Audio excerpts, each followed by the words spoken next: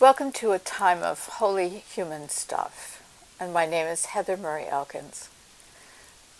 It's Advent. We're waiting.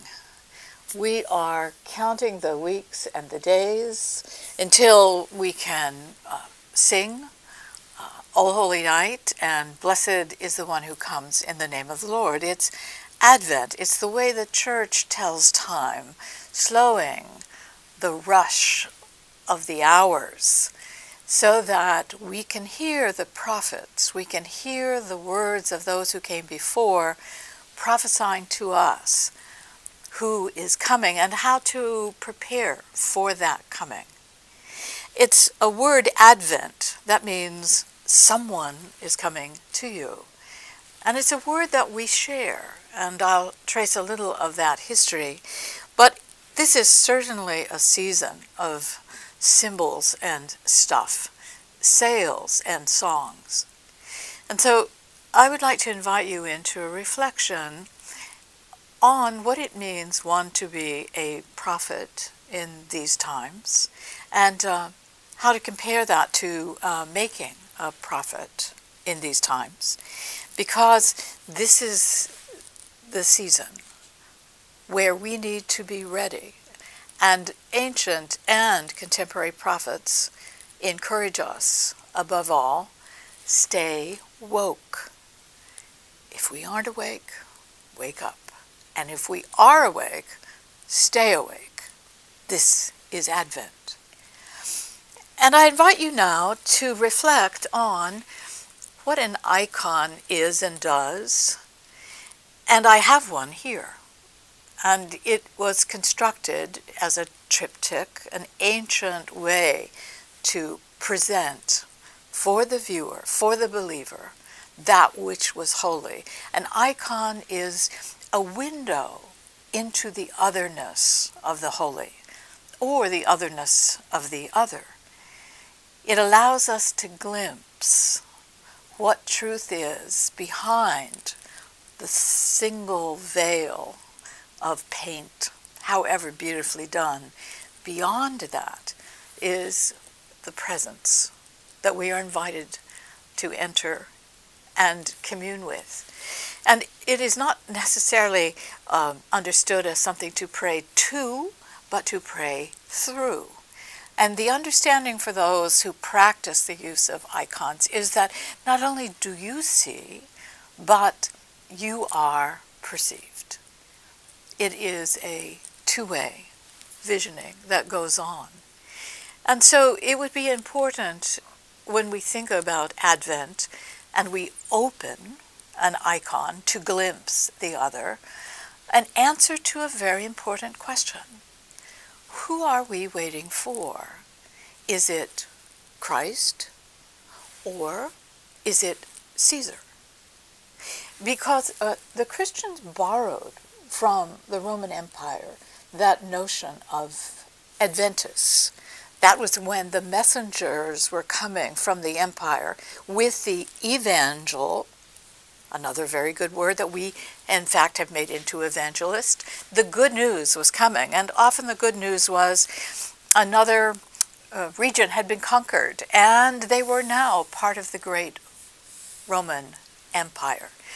And the names that were given to Caesar were very similar to names that we hear in the songs of today. Caesar was the Prince of Peace, and it was a peace with power, and that was the motto, peace with power. That meant through military might, through the might of Rome's armies, there would be peace, and the citizens could rest in that assurance, and therefore it was good news. So the Adventus of the Roman Empire and the advent of Christ is more than just a history lesson. It is more than just a borrowing of a word. It is still a choice. Who are we waiting for? And how will we know the signs and how to see the signs of that coming? And this is where we need prophets. Now, the word prophet, it's an interesting source. The root word means that which bubbles up like a spring, and it is usually assumed to be speaking, one who prophesies, one who names what they foresee and what they can also see now. It is certainly the work of one who has the eyes to see. But more importantly, it would be in this season, and for this particular link of icon, Caesar or Christ, we need the work of a prophet who has not only eyes to see, but the vision to enable others to see as well. And so I want to introduce you to the work of a man named Bonjong-ku. He is a graduate of Drew. He is a theologian and an artist. And it is his work that I will unveil in just a moment. But before I do, I want to read an important insight into what we may be seeing. Is it Christ? Is it Caesar? And here's a commentary on the way this prophet named Bonjong helps us see. And this is from a review that was written by Wong Ki Kim, who's the director of the Opus Art Center in Seoul, Korea. And I read to you about Bonjong's work. In the beginning of the mid-1970s, the economy began to replace art, which had previously replaced the function of religion.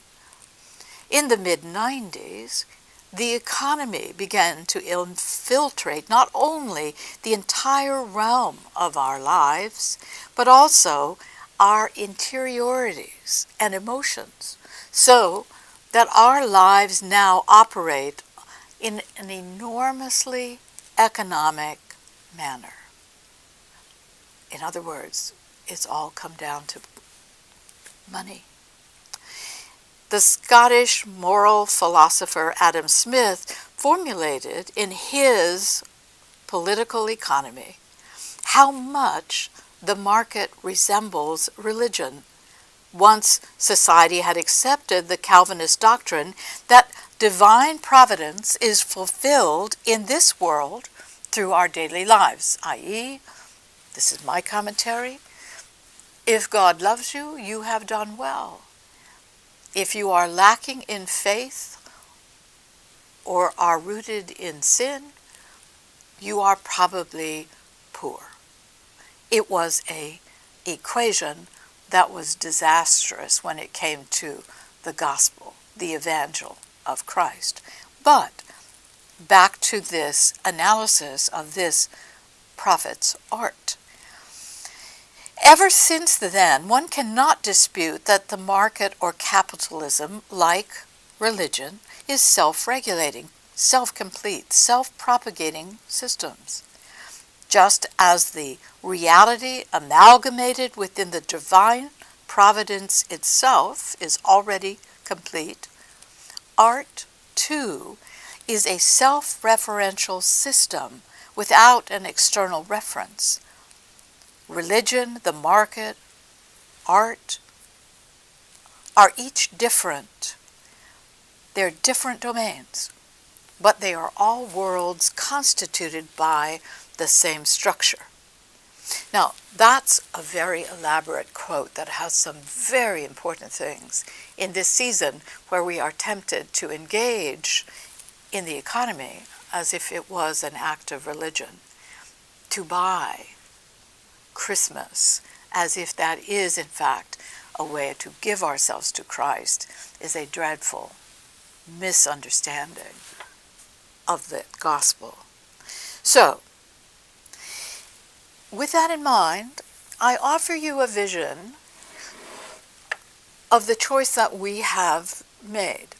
And the important thing about this vision is that it is not one of today. This vision was painted in 2008. And I open it to you, again, with the expectation that what you see here with this title is a work of prophecy. It is a work of naming. It is a work of identifying the difference between icon and idol, between Caesar and Christ. So in 2008, Bon Jong-ku crafted this icon. If you look at the center, where Christ should be, if it is a traditional icon, we see the President of the United States with a halo in which is embedded the sign of money. And his piece is similar to the Adventus piece of the empire. This is peace with power, and that is what he offers us. And to his right and to his left, images that help explain the title of this icon, Hail to the Prince of Desire.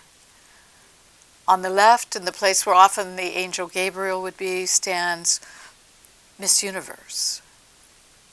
And to the right, in the place where Mary resides, often gazing at her son, is an image of what we would call the American spirit now, with just enough flag to pass.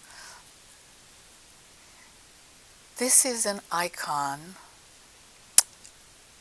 that represents a choice where capitalism and religion have become so intertwined that to offer money and to value this as the currency of the realm has removed the phrase trusting God and replaced it with the power and the art of the deal.